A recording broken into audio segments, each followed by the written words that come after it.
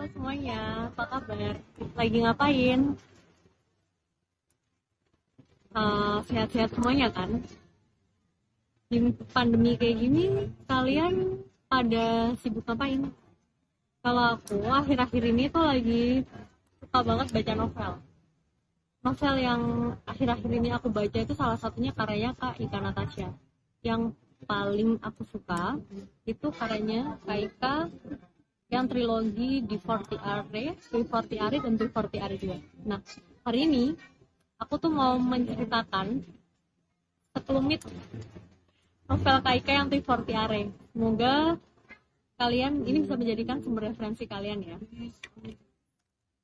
Di 340 Are ini, di karya Kaika menceritakan tentang pasangan Beno dan Alexandra.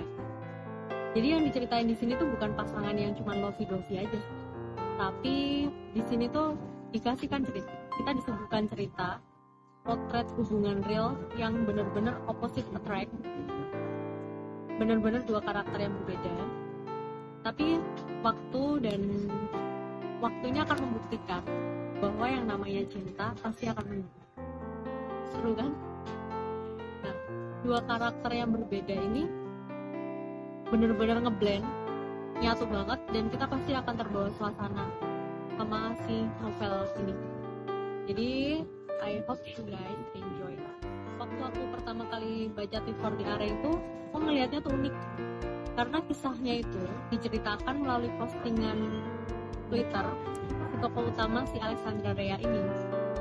Jadi pas waktu kita baca novel ini, bacanya tuh seolah-olah kayak kita nge-scroll timeline Twitternya si Alexandra, dan Alexandra tuh bener-bener nge-tweetnya tuh kayak asli, kayak beneran dia tuh tokoh real yang ada, yang hidup dalam kehidupan sehari-hari, yang dia tuh bener-bener real ada gitu. Terus di buku kedua ini, Kaika Natasha itu mencoba menuturkan kondisi Alex pasca dia 2 tahun cerai. Kalau yang di novel pertama tuh kan diceritain nih pasca cerainya. Nah, kalau ini tuh diceritain pasca 2 tahun cerai dari Beno tuh kayak gimana. Nah, novel ini juga diceritain tuh gimana mereka berdua masing-masing saling terikat hingga mereka bisa balikan buat nikah yang kedua kalinya. Bayangin deh, seru kan? Terus di novel ini tuh kita juga bakalan larut di dalam konflik yang disuguhkan Kak Ika dalam alur ceritanya ini. Karena dua karakter yang di sini tuh benar-benar karakter Alexandra dan Beno itu dibikin yang berbeda 180 derajat. Benar-benar dua karakter yang sangat berbeda sifat, berbeda kerja. Pokoknya tuh lawanan banget lah mereka. Kalau karakternya Beno sendiri, Beno itu punya karakter yang kayak dibikin kayak complicated gitu loh. Beno tuh pasti ada ini yang punya sifat dan karakter kayak Beno. Dia itu tipikal yang kayak lempeng, terus pencemburu, terus protektif, terus kayak ada anak kecilnya manja-manja gitu. Terus Beno itu tipikal orang yang nggak bisa mengekspresikan perasaan cintanya ke Alex karena dia tuh nggak romantis sama sekali dan nggak ekspresif lah, pokoknya beda lah 180 derajat sama Alex. Kalau Beno kan dia itu pasti suka tenggelam dalam dunianya sendiri. Maksud aku tuh tenggelam dalam pekerjaannya karena dia adalah seorang dokter. Terus dia pasti kalau di dalam dunianya tuh dia pasti totalitas banget.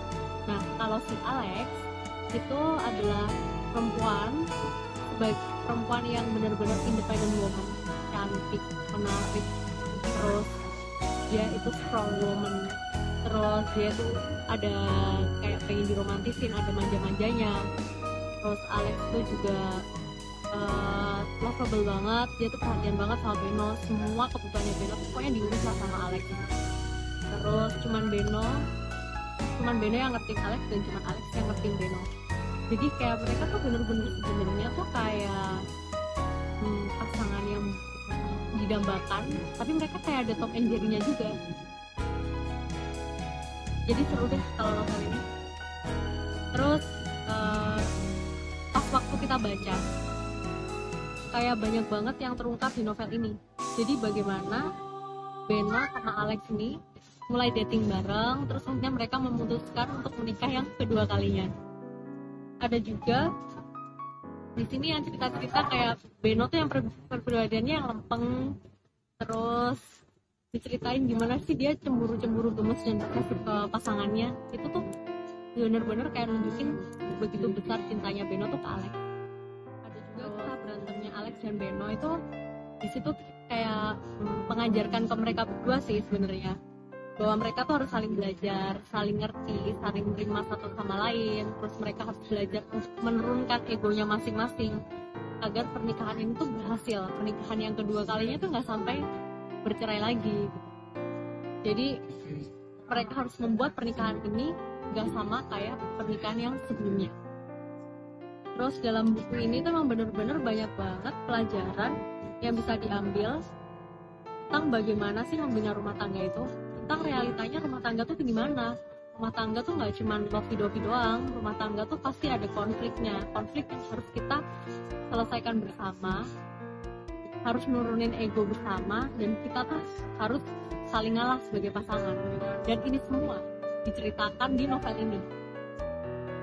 Dan guys, dalam novel ini tuh rasanya kayak kita tuh kan diajarin gitu loh, bagaimana sih membina rumah tangga yang ideal, rumah tangga yang benar-benar kita tuh butuh kerja sama antara suami dan istri.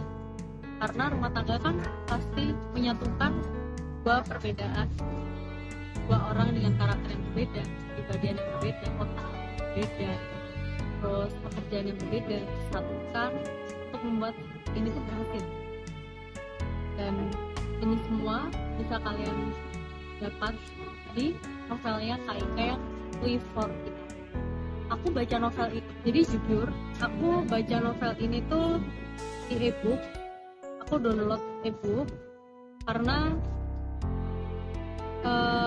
novel yang sebelumnya ada fisiknya, tapi yang ini aku nyari agak susah sih guys. Jadi aku baca ebooknya. Ini ebooknya, ini ebooknya. Terus kalau kalian butuh referensi novel untuk kalian baca dengan cerita yang lumayan ringan terus menyenangkan, kalian bisa baca Live for It ini. Semoga referensi novel dari aku bisa membuat kalian tertarik, cerita aku hari ini bisa membuat kalian tertarik buat baca novel ini ya.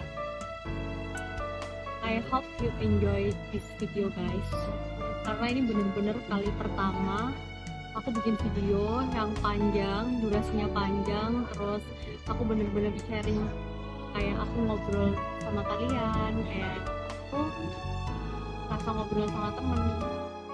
Karena ini baru pertama kali aku ikut Sobat Indie Home First Book Challenge. Jadi semoga kalian suka ya. Mohon maaf kalau misalnya ngomongnya masih kurang lancar, atau ngomongnya masih terbata-bata, atau penyampaiannya kurang informatif. Mohon maaf ya. Bisa kritik dan saran kalian bisa kalian tulis di komen. Terima kasih guys for videonya. Di weekend